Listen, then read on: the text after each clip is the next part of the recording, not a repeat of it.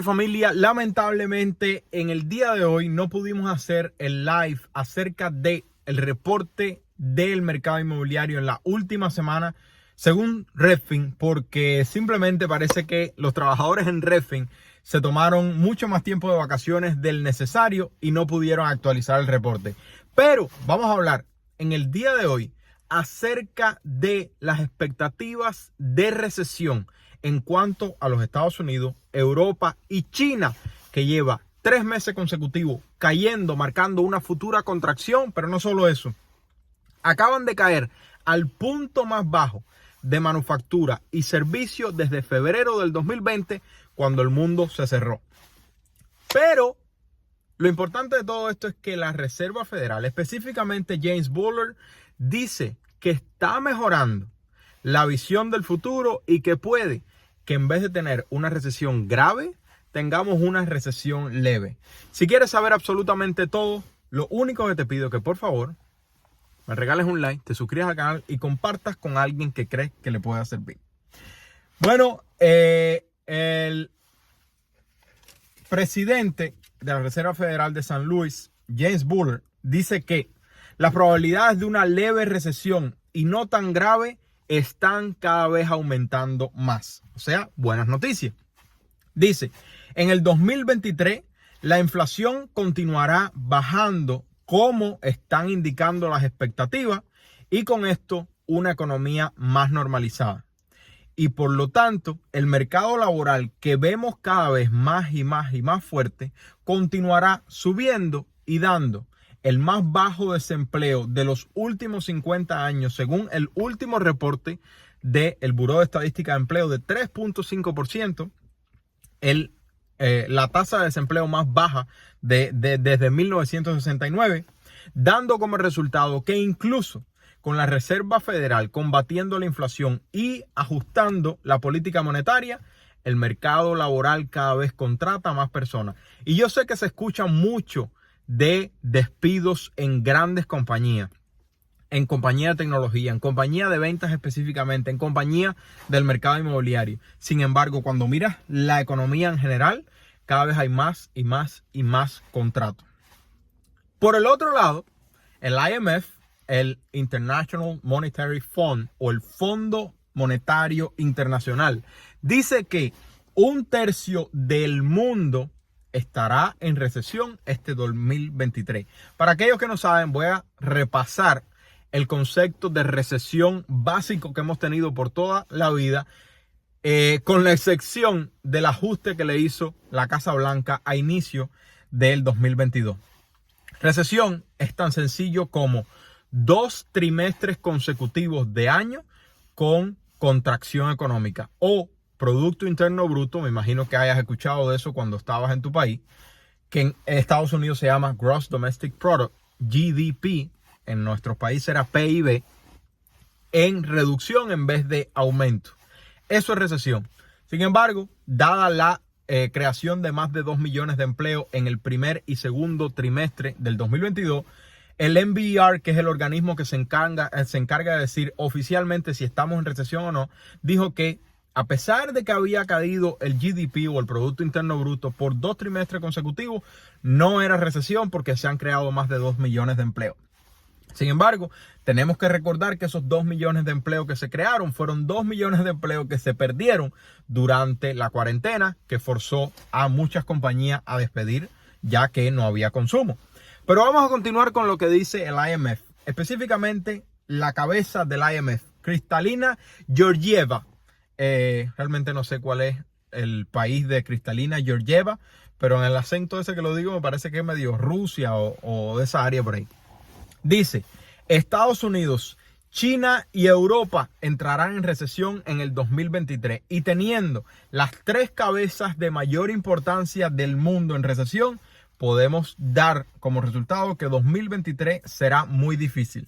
Por la guerra en Ucrania, la inflación, bancos centrales aumentando los intereses y el riesgo de un retorno de la pandemia.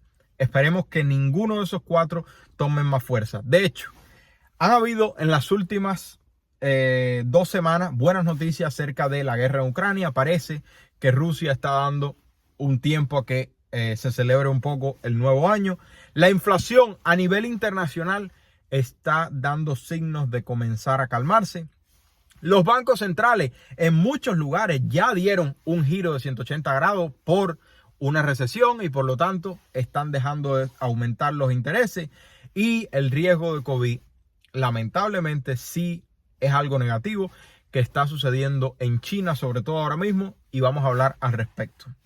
¿Qué sucedió en China esta semana que pasó?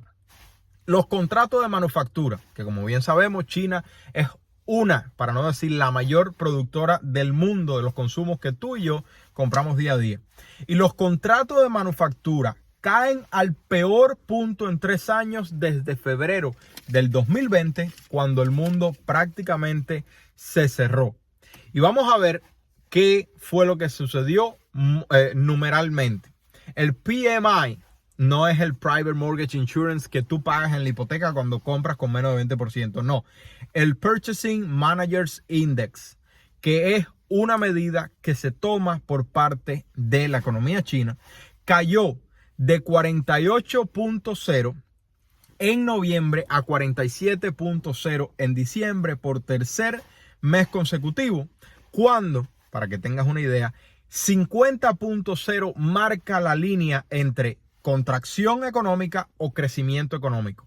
Y por tercer mes consecutivo, esto está cayendo por debajo de 50, llegando a 47, que es el punto más bajo desde febrero del 2020, cuando el planeta se detuvo de consumir. Dice una compañía llamada Tilda Wave Solutions, que es una compañía de consultoría de la cadena de distribución.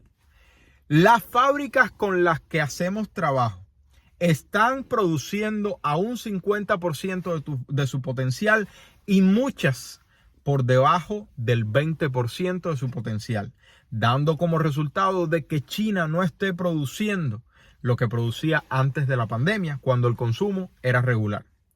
Entonces, además de esto, el índice de no manufactura, sino de servicio, cayó de 46.7 a 41.6, dando como resultado que el oficial, el de manufactura y el de servicio, cayera en China de 47.1 a 42.6. No solo los 3 indicadores, el de manufactura, el de servicios y el oficial, que envuelve los 2 primeros, caiga por debajo de 50, que indica una contracción por tercer mes consecutivo, sino que el mayor riesgo que existe en este momento es lo que está sucediendo en China, con un intento de reapertura por huelgas de la población a terminar con la cuarentena, y se están aumentando, como eran previstos, los casos de COVID. Entonces, hay muchas teorías de conspiración, pero créeme que hasta que China no ponga la pandemia bajo control, va a ser muy difícil para China poder lograr lo que quiere, de ser la primera potencia mundial por encima de los Estados Unidos, ya que su moneda pierde poder ante el dólar, que como hemos visto en el último año, ha sido, junto con la moneda de México, las únicas 2 monedas que han ganado valor. El resto de las monedas lamentablemente han sufrido mucho, sobre todo frente al dólar.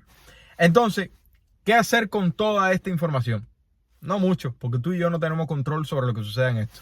Por eso es que siempre les digo que lo más importante de todo es tener un buen plan financiero personal. Ya sea que quieras tener tu retiro en los Estados Unidos o tu retiro en otro país.